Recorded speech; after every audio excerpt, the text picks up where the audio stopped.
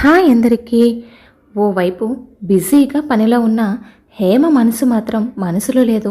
నిన్న తను చూసిన దాని గురించే మనసు పరిపరి విధాలా ఆలోచిస్తుంది. నిన్న సరుకుల కోసమని సూపర్ మార్కెట్కి వెళ్ళి వస్తూ ఉంటే అనుకోకుండా తన చిన్ననాటి స్నేహితురాలు పద్మ కనిపించింది. పద్మ మిలమిలా మెరిసిపోతున్న తెల్లని కొత్త కారులో నుంచి దిగింది. తన మెడలో ఉన్న డైమండ్ నెక్లెస్ హేమని మరింత ఆకర్షించింది. స్నేహితురాల్ని అలా చూడగానే ఆశ్చర్యపోయింది. తనతో మాట్లాడుతున్నంతసేపు హేమ చూపు నెక్లెస్ పైనే. నిజంగా ఎంత అందంగా ఉంది నెక్లెస్, దేనికైనా అదృష్టం ఉండాలి అనుకుంది మనసులో. కాసేపు మాటల తర్వాత ఇద్దరు తర్వాత కలుద్దామని ఎవరింటికి వాళ్ళు బయలుదేరారు. ఇంటికి వచ్చిందే కానీ హేమ మనసంతా ఆ నెక్లెస్ చుట్టూనే తిరుగుతుంది.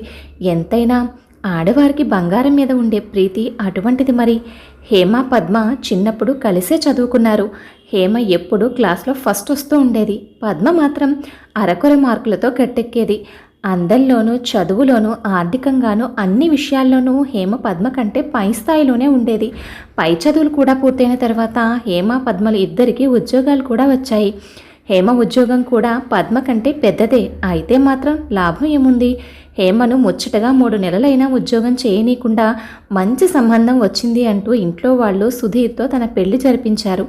ఇక ఆ తర్వాత ఉద్యోగం చేసే అవకాశం లేకపోయింది హేమకు. కానీ పద్మ పెళ్ళైన తర్వాత కూడా ఉద్యోగాన్ని విడిచిపెట్టకుండా ఇప్పటి వరకు కొనసాగించడం వల్ల తను ఈరోజు ఈ స్థాయిలో ఉంది అనుకుంటుంది హేమ. ఇప్పటి వరకు ఆమెకు హేమ పెళ్ళప్పుడు పుట్టింటి వాళ్ళు పెట్టిన ఒక నెక్లెస్, అత్తింటి వారు పెట్టిన నల్లపూసలు, తాళిగొలుసు తప్ప మరి ఏ ఇతర బంగారు వస్తువులు లేవు. ఆ మధ్యకాలంలో హారం మీద తనకున్న ఇష్టంతో హారం కొనుక్కోవాలని భర్త సహాయంతో డబ్బు పోగు చేస్తుంది. కానీ అంతలో అనుకోకుండా మామగారికి హార్ట్ ఆపరేషన్ చేయాల్సి రావడంతో చాలా డబ్బు అవసరం వచ్చి తన హారం కోసం పోగు చేసుకున్న డబ్బును మామగారి వైద్యం కోసం వాడాల్సి వచ్చింది. కారణం హేమ అత్తగారు మామగారు హేమను చాలా ప్రేమగా చూసుకునేవారు. పెళ్ళికి ముందు అందరూ పెళ్ళైన తర్వాత అత్తారింట్లో అలా ఉండాలి, ఇలా ఉండాలి, అలా చేయాలి, ఇలా చేయకూడదు అంటూ చెప్పి హేమను చాలా భయపెట్టేశారు. దాంతో పెళ్ళైన తర్వాత మొదటి రోజు హేమ చీకటితోనే లేచి ఇంటి పనులు చేస్తూ ఉంటే అత్తగారు, నువ్వు మీ ఇంట్లో కూడా ఇంత ఉదయాన్నే లేచి ఇంటి పనులన్నీ చేస్తావా అని అడిగారు. లేదు, అక్కడ పనులన్నీ అమ్మే చేసుకుంటుంది, నేను కాస్త తెల్లవారేక లేస్తాను అని హేమ చెప్తే దానికి అత్తగారు, మరి ఇక్కడ మాత్రం ఎందుకు ఇంత చీకటితోనే లేచావు? ఇది నీ ఇల్లు, ఇక్కడ నువ్వు నీ పుట్టింట్లో ఎలా అయితే ఉండేదానివో అలాగే సంతోషంగా ఉండు అన్నారు ప్రేమగా. ఆవిడ మాటలతో హేమకు ప్రాణం లేచి వచ్చినట్లయింది. మామగారు కూడా హేమను కోడలుగా కాకుండా కూతురులాగా చూసుకున్నారు. అలాంటి మామయ్య గారు ప్రాణాపాయ స్థితిలో ఉన్నప్పుడు వారిని కాపాడుకోవడం హేమ తప్పనిసరి బాధ్యత అనుకుంది. పెళ్ళైన కొత్తలో హేమ ఉద్యోగానికి వెళ్తానంటే అత్తగారు సరేనన్నారు. ఇంటిని నేను చూసుకుంటానమ్మా, నువ్వు నీకు నచ్చినట్టుగా ఉద్యోగం చేసుకోమన్నారు. ఆనందంగా ఉద్యోగంలో జాయిన్ అయిన హేమ 4 నెలల తర్వాత ప్రెగ్నెన్సీ కన్ఫర్మ్ అవ్వడంతో డాక్టర్ బెడ్ రెస్ట్ చెప్పడంతో ఇక ఉద్యోగాన్ని పక్కన పెట్టింది. ఆ సమయంలో అత్తగారు హేమను ఎంతో అపురూపంగా, తల్లి కన్నా ఎక్కువగా జాగ్రత్తగా చూసుకున్నారు. అలా పుట్టింటి అత్తింటి ప్రేమల మధ్య హేమ 2 పిల్లలకు తల్లయింది. పిల్లల ఆలన పాలన చూసుకుంటూ, భర్త మనసెరిగి మసులుకుంటూ, అత్తమామల ఆప్యాయతతో కాలం సంతోషంగా గడిచిపోతుంది హేమకు. పిల్లలిద్దరూ కాస్త ఎదిగి స్కూల్కి వెళ్ళడం మొదలైన తరువాత కాస్త సమయం దొరకడంతో ఏదైనా ఉద్యోగం చూసుకుందామని ఆలోచన హేమ మనసులో వచ్చింది. కానీ అంతలోనే అనుకోకుండా అత్తగారికి పెరాలసిస్ రావడంతో ఆమె మంచాన పడ్డారు. అలాంటి పరిస్థితుల్లో తన ఇంటిని, ఇంట్లో వాళ్ళని గాలికి వదిలేసి ఉద్యోగాలంటూ తిరగడం సరికాదని భావించి అత్తగారిని ఆ పరిస్థితుల్లో చాలా జాగ్రత్తగా చూసుకుంది హేమ. ఇన్ని ఆలోచనల మధ్యలో తనలో తనకే తెలియకుండా ఏదో చిరాకు, కోపం మొదలయ్యాయి.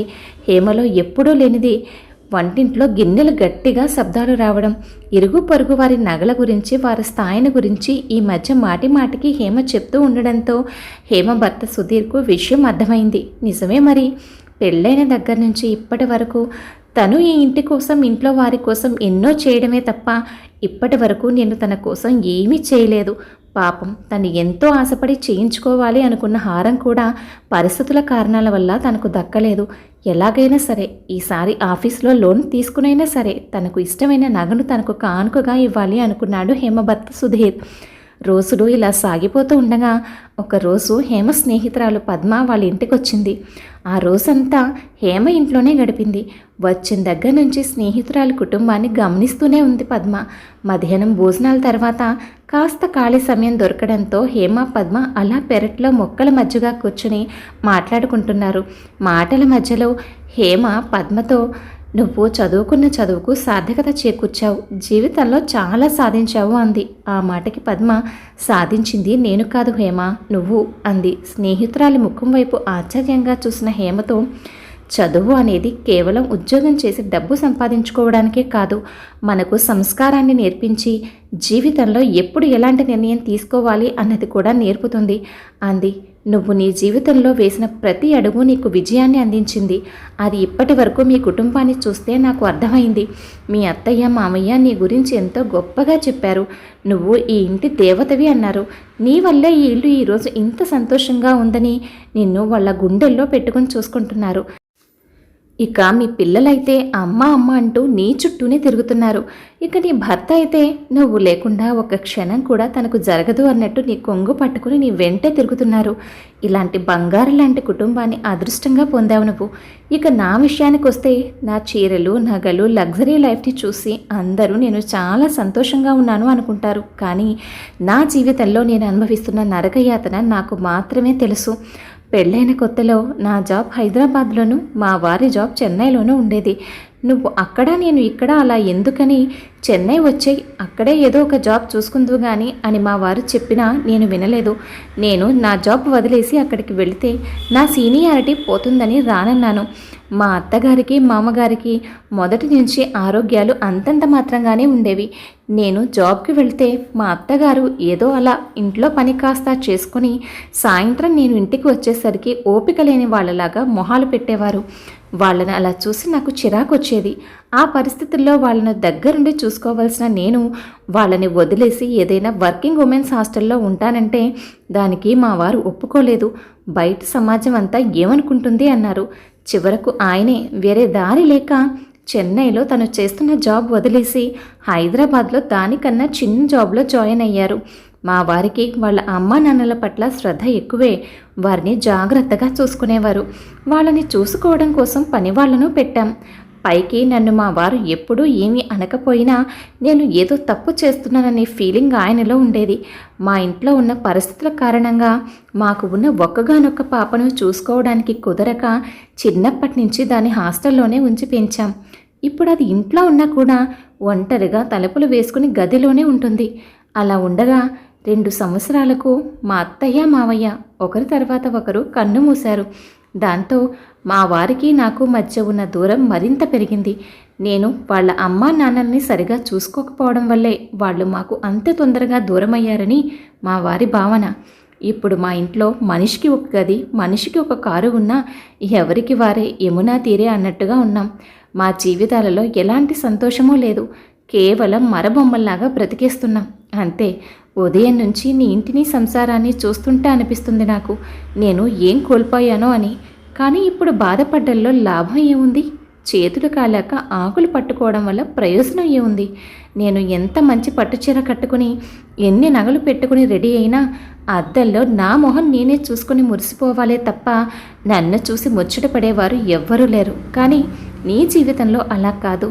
నువ్వు సాధారణంగా ఉన్నా చంద్రబింబం లాంటి నీ మొహాన్ని చూసి మురిసిపోయే నీ భర్త నిరంతరం నీ వెన్నంటే ఉన్నాడు. నువ్వు ఇంట్లో సందడిగా తిరుగుతూ ఉంటే ఆ లక్ష్మీదేవి ఇంట్లో తిరుగుతుందని మురిసిపోయే అత్తమామలు నీకు తోడుగా ఉన్నారు. ఇప్పుడు చెప్పు, జీవితంలో విజయాన్ని సాధించింది ఎవరు, నువ్వా నేనా అన్న స్నేహితురాలి మాటలకు హేమ ఆలోచనలో పడింది. నిజమే, పద్మ మాటల్లో 100కి 100 పాళ్ళు నిజమే అని తన మనసుకు తనే సర్ది చెప్పుకుంది. హేమ నిజంగా తన జీవితంలో ఎంతో సాధించింది. అత్తగారు పెరాలసిస్తో మంచం పట్టినప్పుడు డాక్టర్లు ఇక ఈవిడ జీవితాంతం ఇలానే ఉంటుందని చెప్పారు. కానీ ఇప్పుడు అత్తయ్య గారు నెమ్మదిగా కోలుకొని తన పనులు తను చేసుకుంటున్నారు. ఇది తను సాధించిన విజయం కాదా అనుకుంది హేమ. మనసు సంతోషంతో తేలిపోతూ ఉండగా డైమండ్ నెక్లెస్ విషయం మరుగున పడిపోయింది.